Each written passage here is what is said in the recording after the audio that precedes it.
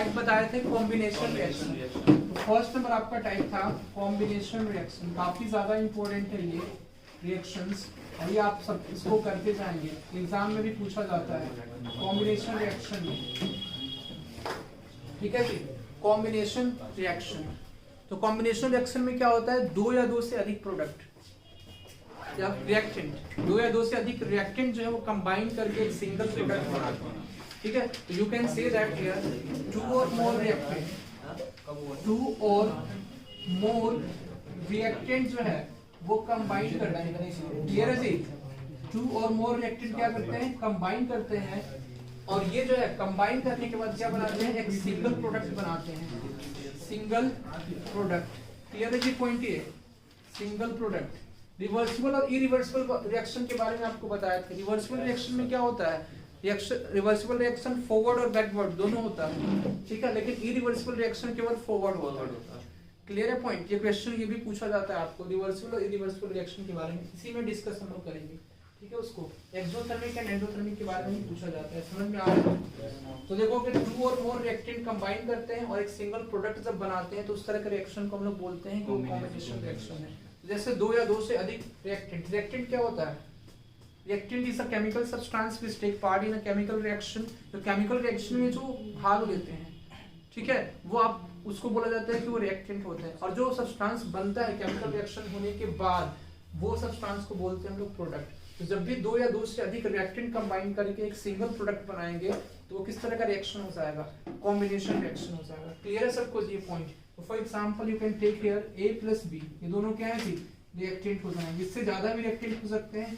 A plus B reactant जो है वो क्या बना रहा है, C रिएक्टेंट को बना रहा है, मतलब C प्रोडक्ट को बना रहा है यहाँ पे। तो A प्लस B दोनों आपस में क्या कर रहे हैं, रिएक्ट कर रहे हैं, और रिएक्शन होने के बाद C बन रहा है, और ये C जो है वो प्रोडक्ट बन रहा है, सिंगल प्रोडक्ट। इस तरह के रिएक्शन को हम लोग बोलेंगे कॉम्बिनेशन रिएक्शन। क्लियर है पॉइंट, कॉम्बिनेशन रिएक्शन। तो इसमें एग्जांपल्स हैं और एग्जांपल्स काफी ज्यादा इंपॉर्टेंट है। फर्स्ट नंबर एग्जांपल आपको बताए थे कि जब भी कैल्शियम ऑक्साइड को, this is CaO, CaO is what, calcium oxide. CaO क्या होता है, कैल्शियम ऑक्साइड का जब H2O के साथ रिएक्शन होता है तो कैल्शियम ऑक्साइड का H2O के साथ रिएक्शन होगा। H2O इज वाटर, वाटर क्या होता है, लिक्विड होता है, और इसका रिएक्शन जब होता है कैल्शियम ऑक्साइड का H2O के साथ तो क्या बनता है, CaO इसका whole twice. You can say that CaO इसका होल ट्वाइस जो है वो बनता है। समझ में आया पॉइंट। तो CaO इसका होल ट्वाइस। कैल्शियम ऑक्साइड को क्या बोलते हैं, कैल्शियम ऑक्साइड को हम लोग बोलते हैं quick lime, this is known as quick lime, या इसको और क्या बोलते हैं, और क्या नाम है जी, limestone. You can say that limestone. तो केमिकल फॉर्मूला भी आपको एग्जाम में पूछा जाता है, what is the chemical formula of quicklime. बहुत सारे एग्जाम में आता है, ये बहुत ही कॉमन जो है क्वेश्चन होता है सभी एग्जाम के लिए, for all the exam, what is the formula of quick lime, what is the formula of limestone. इसको क्विक लाइम से ही जाना जाता है। तो क्विक लाइम या लाइमस्टोन बोल सकते हैं calcium oxide. Calcium oxide oxidation state अगर पूछा जाए आपको कैल्शियम ऑक्साइड में तो क्या बोलेंगे, what is the oxidation state of calcium in calcium oxide. तो कैल्शियम का ऑक्सीडेशन स्टेट क्या हो जाएगा, ऑक्सीडेशन स्टेट में उसके ऊपर चार्ज जो होगा, अगर इसको आप ब्रेक डाउन करेंगे तो कौन से चार्ज में ब्रेक डाउन होगा जी, Ca+2 एंड O-2 में ये ब्रेक डाउन होगा। तो Ca+2 का मींस कैल्शियम का ऑक्सीडेशन स्टेट यहाँ पे हो जाएगा 2, एंड ऑक्सीजन का ऑक्सीडेशन स्टेट हो जाएगा 2 -2। क्लियर है जी। तो ऑक्सीडेशन स्टेट जो होता है ना, मींस कौन से स्टेट में है, इसके ऊपर जो चार्ज है, cation and anion. Cation is what, in the case of electrolysis बताए थे हम आपको, केटायन किसको बोलते हैं, positively charge particle is known as cation, और एनायन किसको बोलते हैं, दिस इज केटायन। तो Ca+ जो है केटायन हो जाएगा, पॉजिटिवली चार्ज पार्टिकल या पॉजिटिवली चार्ज स्पीशीज को बोलते हैं केटायन। एनायन क्या होता है जी, नेगेटिवली चार्ज पार्टिकल, तो इसको बोलते हैं अनायन, दिस इज कॉल्ड अनायन। अनायन होता है negative charge species and cation is positive charge species. Clear है पॉइंट क्या आपको क्लियर है जी, समझ में आ रहा है, कोई डाउट, दिख रहे हैं ना इसको, ठीक है। नेक्स्ट अब CaO इसका होल ट्वाइस क्या होता है, ये इसको बोलते हैं हम लोग calcium hydroxide, this is known as calcium hydroxide, इसको बोलते हैं हम लोग हाइड्रोक्साइड। ये आपका होता है स्लेक्ड लाइम, स्लेक्ड लाइम, या आप क्या बोलते हैं इसको, और लाइम वाटर। हाँ जी, क्वेश्चन यहाँ पे एक और है, क्वेश्चन यहाँ पे ये आता है कि जब भी आप लाइम वाटर के ऊपर से CO2 गैस को पास करते हैं तो क्या बनता है, लाइम वाटर टर्न्स मिल्क। तो there are two reaction that takes place here, ठीक है। ये काफी ज्यादा इंपॉर्टेंट रिएक्शन है। जब भी आप CaOH को होल ट्वाइस को केवल CO2 से पास करते हैं, मतलब कार्बन डाइऑक्साइड गैस से, तो लाइम वाटर का कलर चेंज हो जाता है। कैसा हो जाता है लाइम वाटर का कलर? मिल्की, दूधिया कलर, उसको हिंदी में बोलते हैं दूधिया कलर, ठीक है, मिल्की कलर हो जाता है। क्लियर है पॉइंट। लेकिन जब एक्सेस CO2 के साथ रिएक्ट करते हैं तो कलर क्या होगा? There are two reactions which takes place here.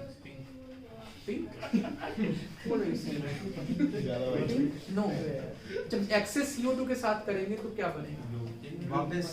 वापस सेम कलर हो जाता है, लेकिन प्रोडक्ट जो है ना वो चेंज हो जाता है, colourless. You can say that colourless, yes, मतलब सेम कलर इज ऑब्टेन्ड जैसे पहले था। जैसे जो वाटर का कलर होता है वही सेम कलर आपको ऑब्टेन होगा जब एक्सेस CO2 के प्रेजेंस में आप इसका रिएक्शन कराएंगे। किसका?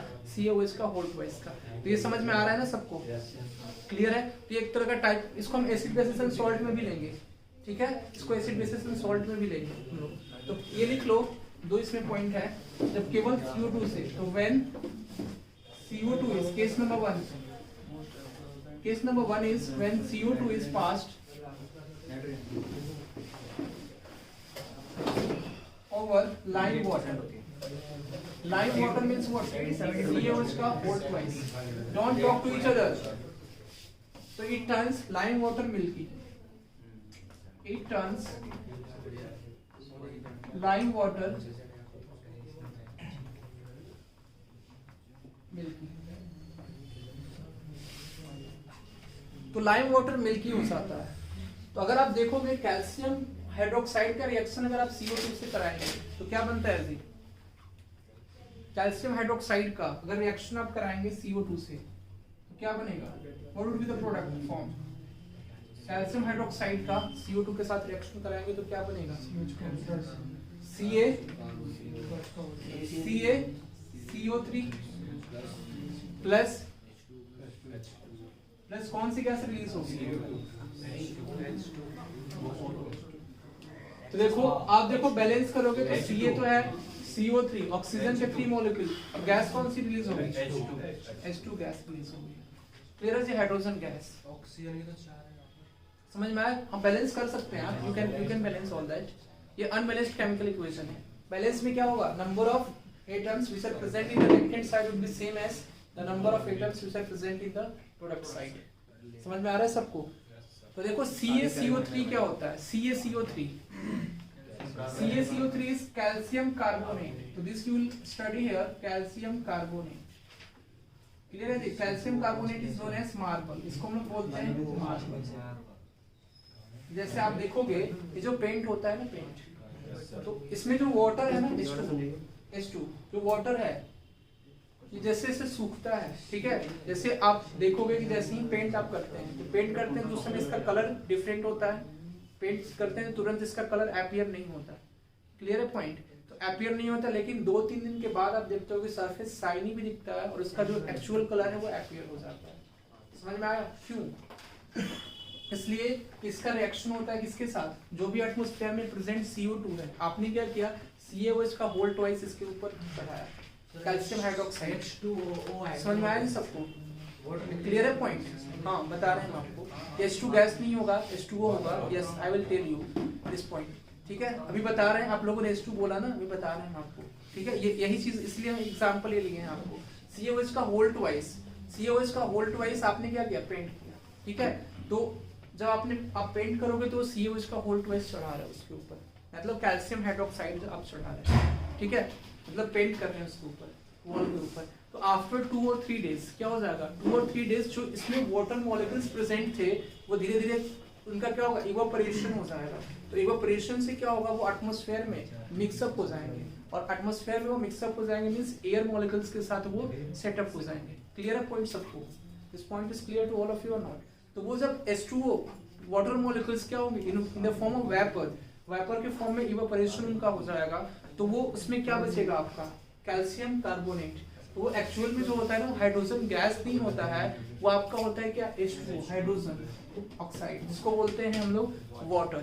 क्लियर है जी सबको?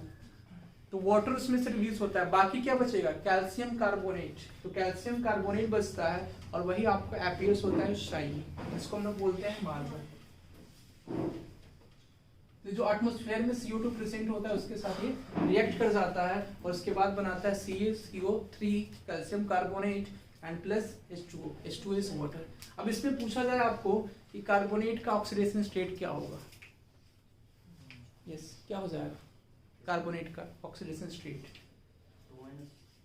इसमें कार्बोनेट का ऑक्सीडेशन स्टेट, ये स्टेट ऑक्सीडेशन स्टेट क्या हो जाएगा कार्बोनेट का, CaCO3 देखो Ca+2 किसमें ब्रेक डाउन हो जाएगा, Ca+2 और CO3-2। तो कार्बोनेट का जो अगर पूछा जाए आपका ऑक्सीडेशन स्टेट तो कितना हो जाता है -2 और कैल्शियम का कितना हो जाएगा +2। क्लियर है पॉइंट सबको, this point is clear to all of you और नॉट, यस यू। अब नेक्स्ट एग्जांपल इसमें लेंगे, तो ये भी आपका एग्जांपल क्या है, एग्जांपल कैसा है, किसका एग्जांपल है, ये भी आपका कॉम्बिनेशन रिएक्शन का एग्जांपल है कि किसका एग्जांपल, कॉम्बिनेशन रिएक्शन का एग्जांपल नहीं, इसका एप्लीकेशन पार्ट है। ये CaOH का होल्ड वाइज है वो कॉम्बिनेशन रिएक्शन का एग्जांपल है, लेकिन ये इसका एप्लीकेशन पार्ट है, ठीक है जी, कॉम्बिनेशन रिएक्शन का एप्लीकेशन पार्ट है और ये हम लोग देखेंगे। कॉम्बिनेशन रिएक्शन का एग्जांपल नहीं, इसमें 2 प्रोडक्ट बन रहे हैं, ठीक है, सिंगल प्रोडक्ट नहीं बन रहा है, तो एग्जांपल नहीं और कॉम्बिनेशन रिएक्शन का इसका एप्लीकेटिव पार्ट होगा। और देखो ये लाइम वाटर मिल्की हो जाए किसकी वजह से, CO2 गैस की मिक्सअप होने की वजह से, और मार्बल जो है मार्बल का कलर शाइनी अपीयर होगा मिल्कीनेस की वजह से, ठीक है। जैसे आपको ये शाइनिंग इसमें दिख रहा है किसकी वजह से, जो CO2 इसमें मिक्स हुआ है, मिल्कीनेस जो अपीयरेंस हुआ है उसकी वजह से ये शाइनी सरफेस आपको दिखेगा। समझ में आया जी। लेकिन अगर एक्सेस CO2 प्रेजेंट होगा, आपको पता है कि एनवायरनमेंट में एक्सेस CO2 प्रेजेंट नहीं होता, समझ में आ रहा है, अगर एक्सेस CO2 प्रेजेंट होगा तो हम लोग भी सर्वाइव नहीं कर पाएंगे। यू नो अबाउट दैट, हम लोग इनहेल्ड एयर और एक्सहेल्ड एयर में आपको बताया था कितना क्वांटिटी होता है कार्बन डाइऑक्साइड का, तो कार्बन डाइऑक्साइड का जो अमाउंट होता है ना वो एटमॉस्फेयर में वो कम होता है, इसलिए कि जितना ज्यादा कार्बन डाइऑक्साइड होगा अगर प्रेजेंट वो उतना ही ज्यादा हीट को ट्रैप करेगा, हीट को एब्जॉर्ब करेगा, और हीट को एब्जॉर्ब करेगा तो एटमॉस्फेयर का टेम्परेचर अपना बढ़ जाएगा। You can understand this process, समझ में आ रहा है ना सबको। तो कार्बन डाइऑक्साइड आपको पता है ना ग्रीन प्लांट्स एब्जॉर्ब करते हैं और बदले में आप ऑक्सीजन जो है वो देते हैं, वो फोटोसिंथेसिस प्रोसेस के थ्रू। क्लियर है पॉइंट सबको, okay. Next point of this is कि अगर कार्बन को आप क्या कर रहे हैं, बर्न कर रहे हैं, ठीक है, तो कार्बन को बर्न करेंगे तो क्या प्रोड्यूस होगा, तो अगर कंबशन होता है किसी भी चीज का, if you talk about combustion of carbon is like a coal, you can say combustion of coal, coal का कंबशन हो रहा है, मींस कार्बन को आप क्या कर रहे हैं, जला रहे हैं, बर्न कर रहे हैं। कार्बन को बर्न कर रहे हैं किसके प्रेजेंस में, ऑक्सीजन के प्रेजेंस में कंबशन होता है। देखो बिना ऑक्सीजन के प्रेजेंस में कभी कंबशन नहीं हो सकता, कंबशन हमेशा क्या होता है, ऑक्सीजन के प्रेजेंस में नहीं होता है। इसके ऊपर आप एक्सपेरिमेंट भी करते हैं, 9th या 10th में आप करते हैं, 10th में एक्सपेरिमेंट भी कि एक कैंडल रखते हैं, कैंडल जो है बर्न करता है, उसके ऊपर से आप ग्लास से उसको क्या करते हैं, ढक देते हैं, तो वो कैंडल क्या हो जाता है, बुझ जाता है, एक्सटिंग्विश हो जाता है। क्लियर है जी पॉइंट है। तो वो जो है ये रिप्रेजेंट करता है कि जैसे ही ऑक्सीजन उसमें खत्म हुआ वैसे ही क्या होगा, बुझ जाएगा। क्लियर है पॉइंट, एक्सटिंग्विश हो जाएगा। समझ में आया सबको। तो इसलिए जो है आप कहोगे कि कार्बन जो है वो ऑक्सीजन के साथ, यहाँ पे ऑक्सीजन मीन्स जो कोल होगा, जो भी कार्बन बेस्ड मटेरियल होगा उसका कंबशन हमेशा ऑक्सीजन के प्रेजेंस में होगा। क्लियर है जी। तो इससे क्या बनेगा आपका, क्या बनेगा, कार्बन डाइऑक्साइड गैस प्रोड्यूस होगा। जब भी कार्बन का कंबशन होता है उससे क्या होता है, कार्बन डाइऑक्साइड गैस प्रोड्यूस होता है। तो कार्बन क्या एक तरह का फॉसिल फ्यूल, तो फॉसिल फ्यूल को इसको बोलते हैं हम लोग, carbon is a type of fossil fuel. तो जो आपका कंबशन मतलब कोल अगर बोला जाए, कोल क्या है आपका फॉसिल फ्यूल ही है, तो coal is a type of fossil fuel. तो जो भी फॉसिल फ्यूल होते हैं वो सभी बर्न करेंगे तो वो सभी कौन से गैस प्रोड्यूस करते हैं, CO2 गैस प्रोड्यूस करते हैं। जैसे पेट्रोलियम आपका हो जाएगा फॉसिल फ्यूल, पेट्रोलियम में क्या यूज करते हैं, डीजल, पेट्रोल, ये सभी यूज करते हैं ना आप लोग। तो ये केरोसिन, तो ये सभी क्या करते हैं, कार्बन डाइऑक्साइड को प्रोड्यूस करते हैं। इन सबका जब भी कंबशन होता है, जब भी बर्न होता है, तो इसमें इससे क्या होता है, कार्बन डाइऑक्साइड का जो अमाउंट है एटमॉस्फेयर में वो बढ़ता है, और जब कार्बन डाइऑक्साइड का अमाउंट बढ़ेगा तो हीट जो है वो एब्जॉर्ब होगा एटमॉस्फेयर में, और हीट उस एरिया में एब्जॉर्ब होगा तो टेम्परेचर बढ़ जाएगा एनवायरनमेंट का। पॉइंट क्लियर है सबको, okay. Next point of this is, next point of this CH4, CH4 के बारे में बताया था आपको। CH4 का जब कंबशन होगा तो क्या बनेगा जी? CH4 का जब कंबशन होगा, यस, तो CH4 को हम लोग बोलते हैं नेचुरल गैस, पता है ना सबको, मीथेन। तो CH4 आपका हो जाएगा मीथेन, और इसको क्या बोलते हैं? Natural gas. और भी इसका नाम है marsh gas, yes, you can say that it is also known as marsh gas. तो जब भी CH4 का इक्वेशन पूछा जाता है which is known as marsh gas, question यहीं से आते हैं, क्या हो जाएगा? CH4। समझ में आया सबको? CH4 को हम लोग बोलते हैं मार्श गैस। तो CH4 का जब ऑक्सीजन के साथ रिएक्शन होगा तो क्या बनता है? कार्बन डाइऑक्साइड और वाटर प्लस, तो CO2 प्लस क्या हो जाएगा? H2O प्रोड्यूस होगा। क्लियर है सबको जी? बैलेंस कर सकते हैं ना आप इस रिएक्शन को? Yes sir. ठीक है, देखो कितने मॉलिक्यूल्स हैं, 2 है, 2O, और ये कितना हो जाएगा? 2 to 4, तो 2 होगा। क्लियर है? तो बैलेंस हो गया ये केमिकल रिएक्शन, पहले अनबैलेंस था, बैलेंस हो गया। तो ये किस तरह का रिएक्शन होगा? अगर हम बोले एंडोथर्मिक और एक्सोथर्मिक रिएक्शन में, तो ये कौन सा रिएक्शन हो जाएगा? ये देखोगे, समझो यहाँ पे आप C+O2 कार्बन का मीन्स कोल का रिएक्शन हो रहा है, मतलब कोल का कंबशन हो रहा है, ठीक है, ऑक्सीजन के प्रेजेंस में, तो CO2 गैस बन रहा है, प्लस एनर्जी रिलीज हो रही है। कौन सी? Heat energy. तो एनर्जी रिलीज हो रही है, तो जिस भी केस में एनर्जी रिलीज होगी तो कैसा रिएक्शन हो जाएगा? Exothermic reaction. ठीक है जी, exothermic reaction. This point is clear to all of you और नॉट? बताए थे एक्सोथर्मिक रिएक्शन में क्या होता है? हीट एनर्जी इवॉल्व होगी, मींस लिबरेट होगी। लिबरेट मींस उसमें से रिलीज होगी। समझ में आया? तो हीट एनर्जी इसमें रिलीज होगी इस रिएक्शन में, उसको हम लोग बोलेंगे तो एक्सोथर्मिक रिएक्शन है। क्लियर है ना पॉइंट? ये सबको क्लियर है? और जिसमें हीट एनर्जी अब्सॉर्ब होगी वो कौन सा रिएक्शन होगा? एंडोथर्मिक। इसमें देखोगे इसमें भी हीट एनर्जी रिलीज होगी, तो कैसा रिएक्शन हो जाएगा? एक्सोथर्मिक। ये भी आपका हो जाएगा एक्सोथर्मिक रिएक्शन। क्वेश्चन पूछा जाता है एग्जाम में, एक्सोथर्मिक रिएक्शन काफी इंपॉर्टेंट है। एक्सोथर्मिक रिएक्शन समझ में आया जी? Digestion, process of digestion. अगर डाइजेशन प्रोसेस को देखें हम, या रेस्पिरेशन प्रोसेस को अगर आप देखते हैं, रेस्पिरेशन प्रोसेस, तो एक्सोथर्मिक रिएक्शन है या एंडोथर्मिक रिएक्शन है? Respiration process. रेस्पिरेशन में क्या होता है आपको? हीट रिलीज होता है, ये क्लियर है? रेस्पिरेशन एंडोथर्मिक और डाइजेशन। ओके, देखिए जी, क्वेश्चन यहाँ से आते हैं आपके एग्जाम में, और हम लोग समझेंगे one by one each and everything. Combination reaction ये सबको समझ में आया ना? इसमें किसी को डाउट हो तो बता देना। तो यहाँ पे देखो हीट एनर्जी भी प्रोड्यूस होती है, ये भी आपका कैसा हो जाएगा?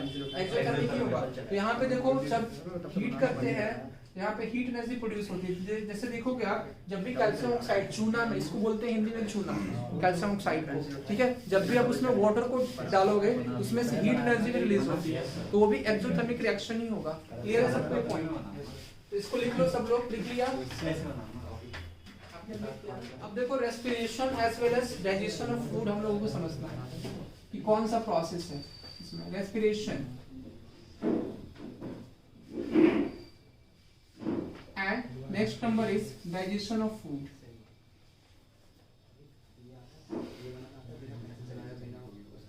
देखो रेस्पिरेशन में क्या होता है, what can you say about respiration में? ब्रीदिंग मैकेनिज्म होता है, you know the process of inhalation and exhalation is known as breathing. All of you are aware of this. Inhalation means सांस को लेना, ठीक है, और एक्सहेलेशन मींस सांस को छोड़ना। तो वो मैकेनिज्म ब्रीदिंग भी होता है। और रेस्पिरेशन जब प्रोसेस होता है वो, जब आप एयर को लेते हैं तो ऑक्सीजन को लेते हैं टिल कहाँ तक? जब तक जो ग्लूकोज है उसका ऑक्सीडेशन ना हो जाए। ग्लूकोज का ऑक्सीडेशन होने के बाद जो है एनर्जी जब तक ना मिल जाए आपके सेल्स को, तब तक वो रेस्पिरेशन प्रोसेस कहा जाता है। क्लियर है पॉइंट? तो ग्लूकोज आप देखते हो ना, in the presence of oxygen कौन सा रिएक्शन होता है, कौन सा रेस्पिरेशन होता है? In the presence of oxygen, aerobic या एनारोबिक? एरोबिक रेस्पिरेशन सबको पता है। तो देखो C6H12O6 क्या होता है जी? C6H12O6 ये जो है आपका ऑक्सीजन के प्रेजेंस में, try to understand here, glucose जो है वो ऑक्सीजन के प्रेजेंस में इसका क्या होता है? ऑक्सीडेशन होता है। You can say that oxidation होता है, और इससे क्या बनता है आपका? CO2 plus H2O and plus energy release होती है। हम डायरेक्ट लिख रहे हैं इसको, पायरोवेट नहीं लिख रहे हैं। जैसे कि होता है ना, पहले पायरोवेट में कन्वर्ट होता है, फिर पायरोवेट के बाद क्रैब्स साइकिल होता है माइटोकॉन्ड्रिया में, बायोलॉजी में आपको बता चुके हैं ऑलरेडी। क्लियर है पॉइंट ये? तो इसमें क्या होगा, एनर्जी रिलीज होगी। तो C6H12O6 जब भी उसका ऑक्सीडेशन होगा, ये ग्लूकोज के, ये क्या होता है सेल्स में ऑक्सीजन के प्रेजेंस में क्या होता है, ऑक्सीडेशन प्रोसेस होता है। उसके बाद यहाँ पे एनर्जी जब रिलीज होती है, ये पूरा रेस्पिरेशन प्रोसेस कहा जाता है। क्लियर है जी? और ये रेस्पिरेशन कैसा होगा, एक्सोथर्मिक होगा, इसलिए कि एनर्जी क्या हो रही है, रिलीज हो रही है। तो that's why you can say that respiration is an exothermic reaction. Exothermic reaction, exothermic process, आप एक्सोथर्मिक प्रोसेस भी बोल सकते हैं। क्लियर है सबको ये point? Yes, it is clear to you और not? Next point of this is digestion of food. Digestion of food का अगर बोला जाए तो डाइजेशन ऑफ फूड क्या होता है, जब भी आप कोई भी ऑर्गेनिक सब्सटेंस कंज्यूम करते हो, ऑर्गेनिक सब्सटेंस कंज्यूम करते हो तो क्या होता है, ऑर्गेनिक और इनऑर्गेनिक समझ में आता है ना दोनों पॉइंट? नहीं आता? नहीं आता लगता है। Yes, you tell me what is it inorganic substance, what is organic substance? वो है जो कौन है? Please don't laugh. नेचुरल जो होते हैं, और इनऑर्गेनिक मतलब कार्बन डाइऑक्साइड जो है वो इनऑर्गेनिक है, ऑर्गेनिक है। H2, एक मिनट, H2O जो है इनऑर्गेनिक है, ऑर्गेनिक है? ऑर्गेनिक है। CO2 इनऑर्गेनिक है, ऑर्गेनिक है? इनऑर्गेनिक है। कैसे?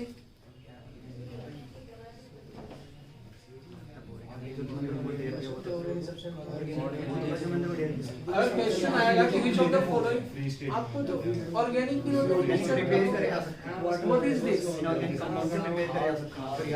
Yes, you tell me CO2 inorganic है, ऑर्गेनिक है? ऑर्गेनिक है।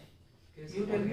आप लोग बातें करते हैं, आप लोगों को लगता है कि चीजें बहुत है, लेकिन डीप की चीजों को समझते हैं। जो ऑर्गेनिक नहीं होता है, CO2 ऑर्गेनिक सब्सटेंस नहीं है, ठीक है जी? CO2 और H2O इनऑर्गेनिक सब्सटेंस कहा जाता है, ऑर्गेनिक सब्सटेंस नहीं कहा जाता है। क्लियर है? क्यों कहा जाता है, इसका भी रीजन आप जान लीजिए क्यों कहा जाता है। ठीक है,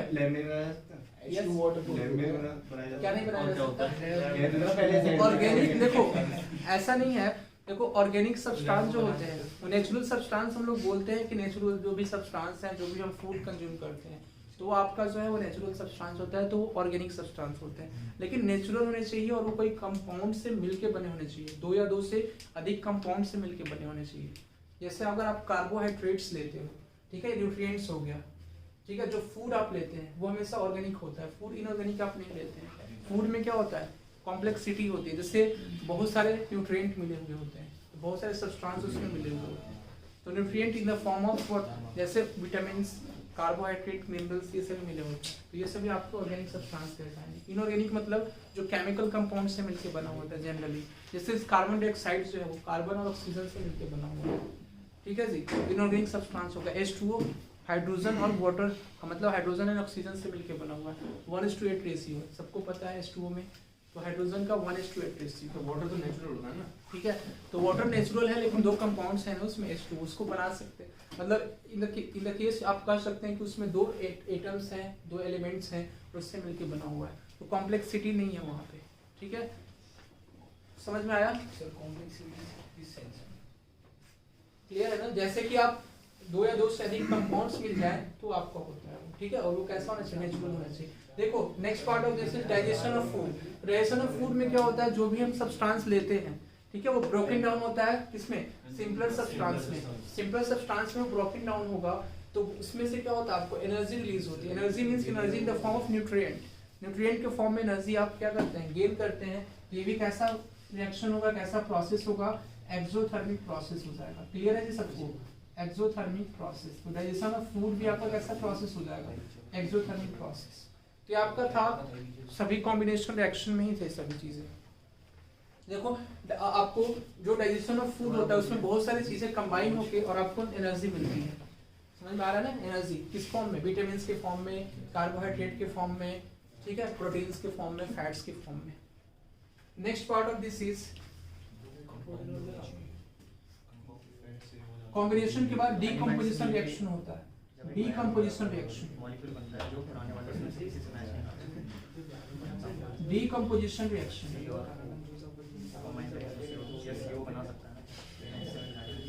ध्यान दीजिए सब लोग, decomposition reaction, try to understand here. Combination reaction के बाद आपका होता है डीकम्पोजिशन रिएक्शन। समझ में आ रहा है? Yes, sir. तो डीकम्पोजिशन में क्या होता है कि जब भी कोई एक सिंगल रिएक्टेंट ब्रेक डाउन होता है दो या दो से अधिक रिएक्टेंट में, सॉरी दो या दो से अधिक प्रोडक्ट में, नॉट रिएक्टेंट, दो या दो से अधिक प्रोडक्ट में जब ब्रेक डाउन होगा तो आपका उस आता है, उसको बोलते हैं that type of reaction is known as decomposition reaction. तो व्हेन सिंगल रिएक्टेंट, ठीक है, कैसे ब्रेक डाउन होगा? या तो हीट से, या इलेक्ट्रोलिसिस करेंगे, इलेक्ट्रिक सप्लाई आप करेंगे तो उससे वो ब्रेक डाउन होगा, ठीक है, या आप photolytic decomposition means in the presence of sunlight जो है उसका डीकम्पोजिशन हो जाएगा। क्लियर है पार्ट? तो इस तरह के रिएक्शन को हम लोग बोलते हैं कि वो डीकम्पोजिशन रिएक्शन होता है। समझ में आ रहा है आपको? तो इसमें देखो डीकम्पोजिशन रिएक्शन के टाइप्स हैं। सबसे इसमें एग्जांपल लिख लो, तो इसमें टू, इसमें लिखेंगे one single reactant, you have to write down single reactant जो है वो ब्रेक डाउन होता है, ठीक है। तो ब्रेक डाउन किसके थ्रू हो सकता है? या तो हीट के द्वारा, तो ब्रेक डाउन बाय हीट, इसके बाद electric energy you can say that, and next is sunlight energy या light energy you can say. तो सनलाइट एनर्जी से क्या होगा? इसका ब्रेक डाउन होगा, और ब्रेक डाउन होने के बाद दो या दो से अधिक प्रोडक्ट में ये कन्वर्ट होगा, to or more product. Clear है जी सबको? To or more products. Clear है पॉइंट सबको? समझ में आ रहा है? तो दो या दो से अधिक प्रोडक्ट में बनता है। तो इसमें इस तरह के रिएक्शन को बोलते हैं डीकम्पोजिशन रिएक्शन। फॉर एग्जांपल जैसे FeSO4, FeSO4 को अगर आप हीट करते हैं, ठीक है जी, हीट करेंगे तो क्या बनेगा? Fe सॉलिड बनेगा, और क्या बनेगा? रिलीज होगा, और क्या रिलीज होगा इसमें? SO2 प्लस SO3 रिलीज हो जाएगा, ठीक है। तो ये जो है आप इसको बैलेंस भी कर सकते हैं, ठीक है। तो ये आपको इसमें रिलीज होता है SO2 plus SO3, Fe release होता है आयरन। तो इसको हम लोग क्या बोलते हैं? Thermal decomposition reaction. You can say that इसमें फर्स्ट केस हो जाएगा थर्मल। इसमें भी थ्री टाइप्स होते हैं। पहला होता है thermal decomposition reaction, you can say here thermal decomposition reaction. दूसरा हो जाता है, देखिए जी second number, B number is electrolytic. Electrolytic इसको बोलते हैं electrolytic decomposition reaction. And third number is, C number point is photolytic decomposition reaction.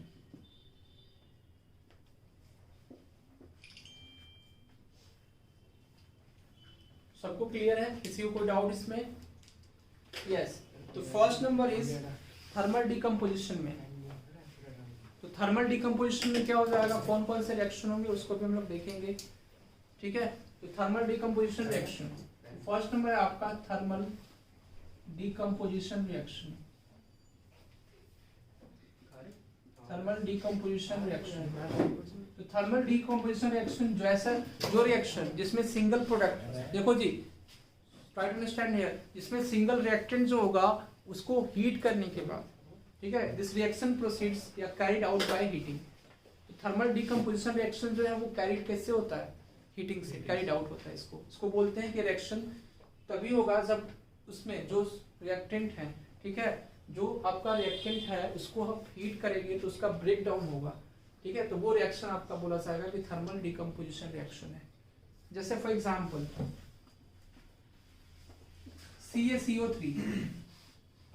CaCO3 हमने देखा था, ठीक है। क्या है CaCO3? Marble, you know, calcium carbonate, also you can से कैल्शियम कार्बोनेट। इसको आप हीट करेंगे तो किसमें ये ब्रेक डाउन होगा जी? जब हीट करेंगे तो किसमें ये ब्रेक डाउन होगा? CaO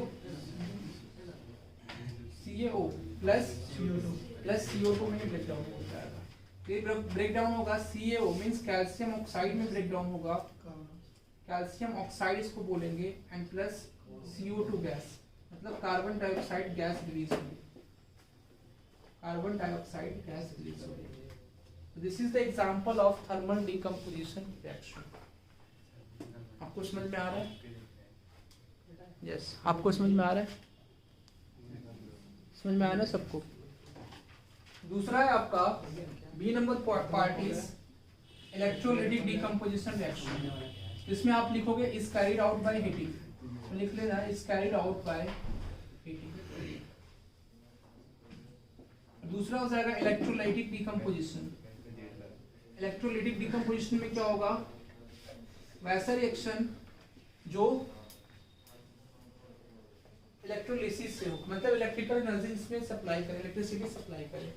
समझ में आ रहा है ना? ओके, इसमें इलेक्ट्रिसिटी सप्लाई करे।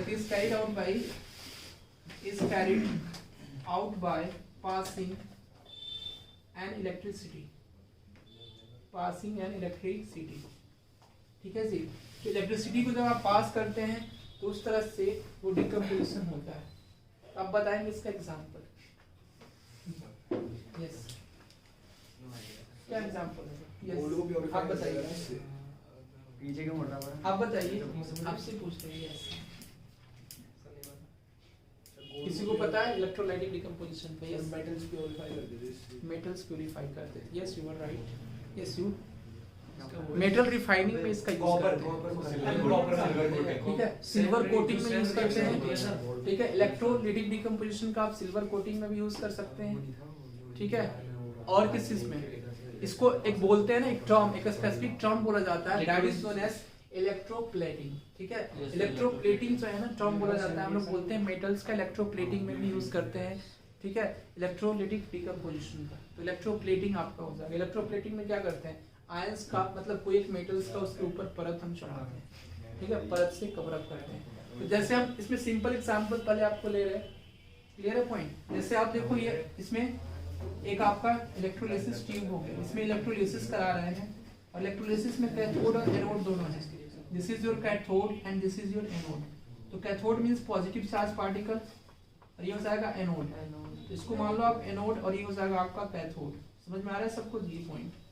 इसमें जब आप इलेक्ट्रिसिटी पास कराएंगे, ये सोल्यूशन है, सोल्यूशन ले लो आप किसका? NaCl का, सॉल्ट का। समझ में आ रहा है? तो सॉल्ट के जब सोल्यूशन में आप क्या करेंगे? सोल्यूशन में इलेक्ट्रिसिटी पास कराएंगे। तो आप इसमें इलेक्ट्रिसिटी पास करा रहे हैं। जब इलेक्ट्रिसिटी पास कराएंगे तो क्या होगा? यस, तो देखोगे जो H2O होगा इसका तो आयनाइजेशन होगा ही होगा H+ OH- में। तो ये ब्रेक डाउन हो रहा है H+ और OH- फॉर्म में। ठीक है जी? NaCl सॉल्ट क्या होगा? सॉल्ट का इलेक्ट्रोलिसिस हो जाएगा यहाँ पे किसमें? मेनली हम सॉल्ट के ऊपर देख रहे हैं। NaCl जो है ब्रेक डाउन होगा किस फॉर्म में? Na+ and Cl-। तो Na+ जो है सोडियम, Na+ और Cl-।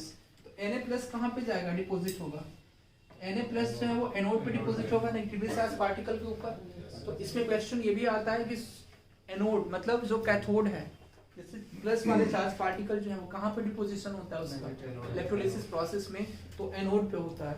और अगर आप बोले माइनस चार्ज वाले जो नेगेटिवली चार्ज पार्टिकल होते हैं उसका कैथोड पे डिपोजिशन होगा। जो अपोजिट चार्ज वाले होते हैं बहुत बच्चे इसका आंसर गलत करके आते हैं। ठीक है, एग्जाम में तो आप देखेंगे यहाँ पे Na+ जो है, ठीक है ना, Na+ मींस पॉजिटिव वाले जो है वो क्या होता है? कहाँ पे उल्टा होता है इसमें? पॉजिटिव वाले किसमें होंगे? एनायन को देखेंगे। एनोड, एनोड जो होता है वो नेगेटिवली चार्ज होता है, रॉड, एक तरह से रॉड होता है इसमें। समझ में आ रहा है? एनायन। ठीक है, ये हो जाएगा एनोड के ऊपर क्या होता है? ये डिपोजिशन होता है। ठीक है जी? Cl- का किसके ऊपर होता है? कैथोड के ऊपर डिपोजिशन। और आपको पता है ना कि Na सोडियम मेटल अपने आप में क्या होता है? हाईली रिएक्टिव मेटल होता है। You no, sodium and potassium सबसे ज्यादा रिएक्टिविटी सीरीज में सबसे ज्यादा जो है वो हाईएस्ट इलेक्ट्रोपॉजिटिव मेटल जिसको बोलते हैं मोस्ट इलेक्ट्रोपॉजिटिव मेटल, वो कौन बोला जाता है? पोटेशियम। उसका बताएंगे हम आपको पूरा याद करने का फॉर्मूला भी। जो मेटल्स की रिएक्टिविटी सीरीज है ना उसको याद करते हैं, पूछा भी जाता है। क्लियर है पॉइंट सबको? ये पॉइंट क्लियर है कि नहीं क्लियर है जी? इसमें कोई डाउट किसी को? इलेक्ट्रोलाइटिक डिकम्पोजिशन में तो ये आपका NaCl जो है वो Na+ Cl- में ब्रेक डाउन होता है। तो यहाँ से देखोगे कंपाउंड NaCl है, इसका इलेक्ट्रोलाइटिक डिकम्पोजिशन हो रहा है। लेकिन अगर आप ऐसे कहोगे कि बॉन्ड को सर NaCl के बॉन्ड को तोड़ना है आपको, NaCl में कैसा बॉन्ड होगा? अगर क्वेश्चन पूछा जाए कि NaCl में बॉन्ड कैसा होगा, तीन तरह के बॉन्ड होते हैं, सबको पता है कैसा बॉन्ड होगा, आयनिक। और आयनिक बॉन्ड सबसे स्ट्रॉन्गर बॉन्ड होता है, और उसको ब्रेक डाउन करने के लिए कितनी एनर्जी चाहिए, कितना डिग्री सेल्सियस टेम्परेचर चाहिए? काफी ज्यादा, मींस 800 डिग्री सेल्सियस से भी ऊपर आप टेम्परेचर रखोगे तब जाके ये ब्रेक डाउन होगा इसका बॉन्ड। ये अलग अलग एग्जिस्ट करेंगे, लेकिन एक्चुअल में इसका इलेक्ट्रोलिसिस में Na+ और Cl- फॉर्म में एग्जिस्ट करते हैं, आयंस के फॉर्म में एग्जिस्ट करते हैं। क्लियर है point? Yes. Next part of this is, देख लिया सब लोगों ने? देखिए जल्दी इसको। अच्छा, FeSO4 का कलर कैसा होता है? ब्राउन। ब्राउन होता है? नहीं, कैसा होता है? FeSO4 का कलर कैसा होता है? ठीक है, इसको बोलते हैं स्लेटिश रेड, उसको बोलते हैं, ठीक है, रेड बोल सकते हैं आप, ब्राउन होता है, ठीक है। ब्राउन जो होगा ना आपका, ब्राउन फ्यूम्स जनरेट होता है, ठीक है। ब्राउन फ्यूम्स जो जनरेट होता है ना, वो आपका इसका होता है, ठीक है। वो अलग रिएक्शन होता है, PbNO3 वाला होता है, उसमें उसका भी रिएक्शन हम लिख देते हैं। इसके पहले लिख लो आप सब लोग।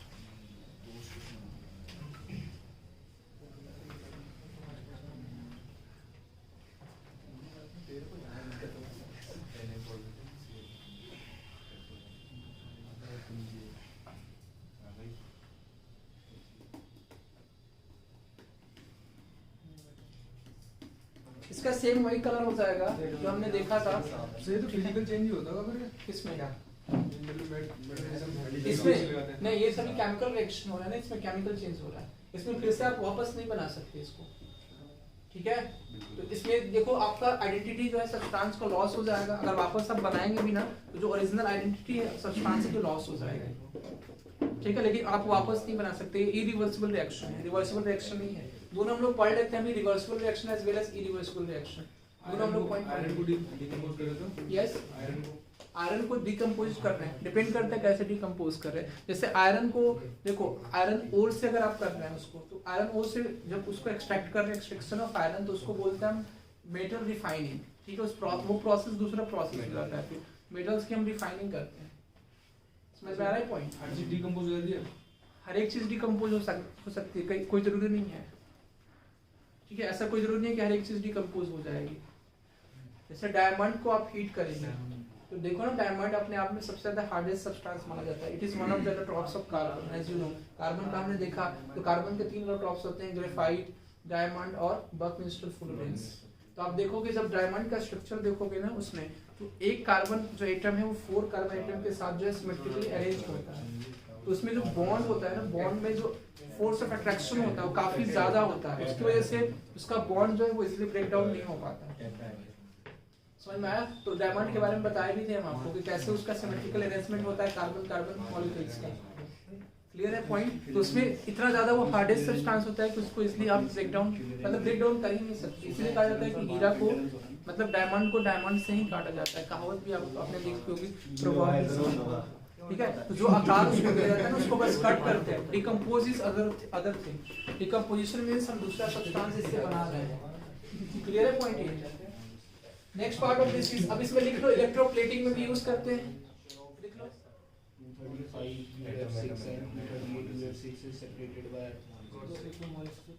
वो प्रोसेस है ना एटमोलिसिस,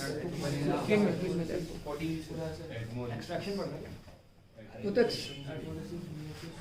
और फिर सर ये सोडियम कार्बोनेट बनी हो, सोडियम कार्बोनेट, यस कर सकते हैं आप। सोडियम कार्बोनेट को Na2CO3, ठीक है जी। तो ये तो आपका कहाँ पे है? Sodium carbonate 14। A mixture of this is एटमोलिसिस होता है। ये एटमोलिसिस में पता है क्या होता है? हम लोग एटम्स को सेपरेट करते हैं, ये एटमोलिसिस है। जैसे देखो, समझो यहाँ पे ये मिक्सचर है ना, मिक्सचर के सेपरेशन की प्रोसेस बोल रहा है, ये हम लोग पढ़ेंगे अभी।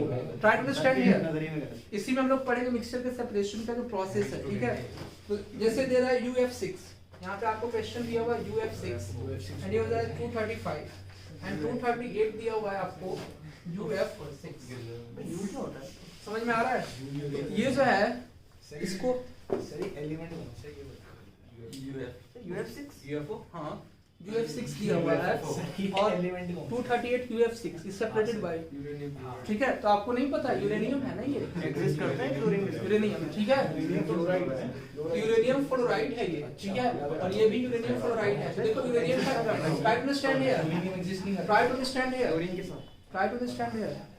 UF6 जो है वो एग्जिस्ट नहीं करता है, एक सेपरेट जो है ना, हम बोलेंगे इसको कि ऐसे नॉर्मल वे में एग्जिस्टेंस इसका नहीं होता है, एक सेपरेट कंडीशन में होता है, जो है स्टैंडर्ड कंडीशंस इसको रखा जाता है, उसमें इसका एग्जिस्टेंस होता है। तो UF6 देखो यूरेनियम का एक आइसोटोप होता है 92 यूरेनियम 235, सबको पता है ना, ये एक आइसोटोप होता है 92 यूरेनियम 235, ये 235 वाला यूरेनियम UF6 के साथ कंबाइन है, ठीक है, और दूसरा यूरेनियम जो है इसमें 92 यूरेनियम 238 है, जिसमें क्या है कंबाइन है, जिसका ऑटोमोलिसिस हो रहा है। मतलब ऑटोमोलिसिस मींस हम एटम्स को क्या कर रहे हैं, सेपरेट करने, बस वो सिंपल प्रोसेस है, कोई अलग प्रोसेस नहीं। ऑटोमोलिसिस में हम लोग एटम्स को बस सेपरेट कर रहे हैं, ठीक है, मतलब UF6 को U से अलग कर रहे हैं, F6 को, फ्लोरीन को U से अलग कर रहे हैं, एटम्स को अलग कर रहे हैं, इसलिए कि यहाँ पे दो एटम्स आपके प्रेजेंट है, uranium as well as fluorine के दो एटम्स प्रेजेंट हैं, ठीक है। तो फ्लोरीन और यूरेनियम दोनों अलग अलग एटम्स हैं, दोनों को सेपरेट करने, इस प्रोसेस को बोलते हैं ऑटोमोलिसिस। क्लियर है पॉइंट? जैसे इलेक्ट्रोलिसिस में क्या हो रहा है, इलेक्ट्रोलिसिस करके दो एटम्स को सेपरेट कर रहे हैं, यहाँ पे ऑटोमोलिसिस हो जा रहा है। जैसे ये कह रहा था सोडियम कार्बोनेट होता है वो हीट पे डिकम्पोज नहीं होता, हीट करने पे वो क्यों नहीं होता? सोडियम कार्बोनेट हीट पे तो डिपेंड करता है ना कि आप कितना हीट दे रहे हैं। आप नॉर्मल हीट देंगे 100 डिग्री सेल्सियस तो नहीं होगा डिकम्पोज होगा, जैसे कितने पे भी नहीं होता हीट करने, ठीक है। नहीं सर देखो, डिकम्पोजिशन इज अदर थिंग, हम बोल रहे हैं ना आपको बार बार, decomposition is other thing. Decomposition मतलब Na2CO3, समझिए यहाँ पे पार्ट। तो सबका अलग अलग जो स्टैंडर्ड टेम्परेचर है ना, कि कौन से टेम्परेचर पे आप ये ब्रेक डाउन कर रहे हैं। तो Na जो है Na2CO3 को अगर आप डिकम्पोज करेंगे, मतलब अगर आप हीट करते हैं, you are saying that heat करेंगे, तो हीट करेंगे तो क्या बनेगा, हीट अगर मान लो अगर इसमें टूटने वाला कोई चीज है ऐसा आपको दिख रहा है Na2CO3 में, कौन सा सॉल्ट है? देखो एक्चुअल में अगर आप Na को देखोगे तो किससे किससे मिलके बना हुआ, ये एक तरह का क्या है, सॉल्ट ही है, लेकिन ये कैसा सॉल्ट होगा, जब हम लोग पढ़ेंगे एसिडिक सॉल्ट, बेसिक सॉल्ट, ठीक है, और न्यूट्रल सॉल्ट पढ़ेंगे, तीनों सॉल्ट पढ़ेंगे, एसिडिक सॉल्ट, ठीक है। तो ये देखो ये कॉम्बिनेशन है किसका, वो देख लो आप, ये देखो Na+2 समझ लो, यहाँ पे Na+2 और CO3-2, यहाँ पे ध्यान दीजिए सब लोग। तो यहाँ पे देखो ये कॉम्बिनेशन है किसका, NaOH का, सोडियम हाइड्रोक्साइड का, और ये होता है H2CO3, इसको बोलते हैं हम लोग carbonic acid. Try to understand here, this is known as carbonic acid, और ये आपको हो जाता है NaOH, ठीक है। NaOH क्या हो जाता है, सोडियम हाइड्रोक्साइड, जिसको हम लोग बोलते हैं सोडियम हाइड्रोक्साइड, और ये आपको पता है कि स्ट्रॉन्ग बेस होता है, दिस इज स्ट्रॉन्ग बेस। इसकी pH वैल्यू जो होती है वो 12, 13, 14, मतलब आप कह दो कि 13 से 14 के बीच में लाई करती है pH वैल्यू, स्ट्रॉन्ग बेस होता है। और कार्बोनिक एसिड जो हो जाएगा आपका H2CO3, तो ये स्ट्रॉन्ग बेस होता है, ठीक है। और ये एसिड कैसा होता है, स्ट्रॉन्ग एसिड हो गया या वीक एसिड? वीक एसिड आपको पता है, स्ट्रॉन्ग बेस है और वीक एसिड है, तो इसको मिलने के बाद बनता है, तो यहाँ पे बनता है Na2CO3 और प्लस H2O यहाँ पे रिलीज होता है। तो ये इस तरह के सॉल्ट को बोलते हैं बेसिक सॉल्ट, समझ में आ रहा है? तो ये आपका बेसिक सॉल्ट है, और बेसिक सॉल्ट जनरली जो है वो ब्रेक डाउन नहीं होते हैं, ठीक है, जनरली अगर उसकी बात करें तो। और वैसा भी जिसमें जो स्ट्रॉन्ग बेस होता है, स्ट्रॉन्ग बेस से जो मिलके बने हुए होते हैं, तो इसके नेचर के ऊपर डिपेंड करेगा ना, इसके नेचर, किसकी प्रकृति कैसी है। समझ में आया जी, simple point. Okay, next part of this is, इसके बाद होता है इलेक्ट्रोलाइटिक डिकम्पोजिशन के बाद क्या है process. Next part of this is photolytic. Photolytic बोल लो जो आपको बोल लो, फोटोलाइटिक डिकम्पोजिशन, डिकम्पोजिशन।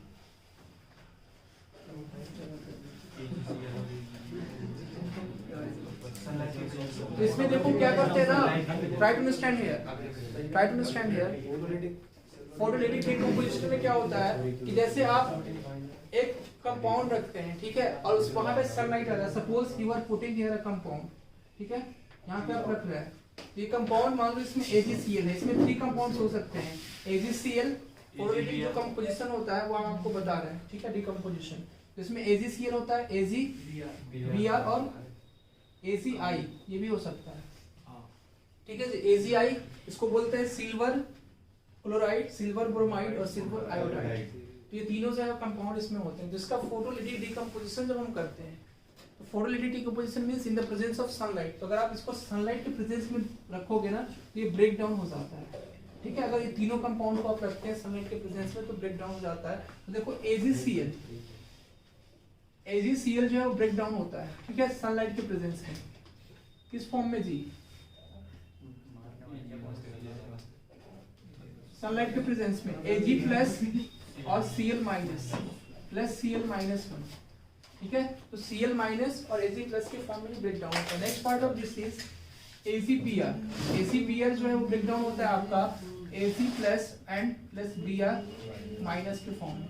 क्लियर है? Next part of this is AgI। AcI हो जाएगा आपका Ag plus and plus I minus, इसके फॉर्म में आपका ब्रेक डाउन होता है। समझ में आया पॉइंट? तो अब देखो ये तीनों जो है रिएक्शन होते हैं सनलाइट के प्रेजेंस में। इन तीनों का क्या होता है? डिकम्पोजिशन हो रहा है। इस तरह के डिकम्पोजिशन को हम लोग बोलते हैं फोटोलिटिक डिकम्पोजिशन। क्लियर है जी? Photolytic decomposition. अब देखो Ag प्लस और प्लस Cl माइनस, इसके बाद आपको क्या ये दिखाई देता है? What do you observe from here? Yes, black and white photography में यूज होता है, ठीक है। कौन सा सब्सटेंस? AgBr और AgCl। समझ में आया? तो AgBr और AgCl को हम क्या करते हैं? यूज करते हैं ब्लैक एंड व्हाइट फोटोग्राफी में।